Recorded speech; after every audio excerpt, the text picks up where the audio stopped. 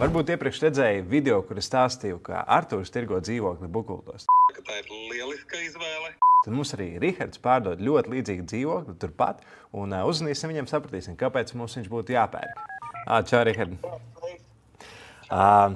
Klau, es tev zvanu par tavu atpūtas ielu 4, un iedomājies, ja es būtu pircējs, ko tu man teiktu 30 sekundēs, kāpēc man būtu jāpērk šis dzīvoklis? Lielisks jautājums, es tev to atbildēšu. Tātad, pirmkārt, iedomājies, ka tu gribi privātmājas sajūtu, bet tu negribi nodarboties ar tādām lietām kā zāles pļaušana vai sniega vākšana.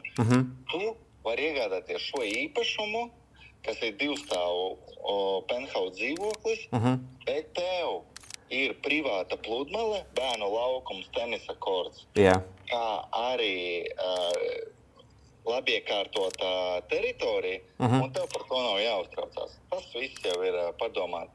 Ok, labs. Jā, labs, man patīk. Es pērku. Jā, paldies tev un pašu tev vakaru. Jā, atā. Jā, čau. Nu ko, tā kā, ja tev interesē arī šis dzīvoklis, tad viņš pieejams ABR LV mājaslapā un droši sazinies ar Rihardu.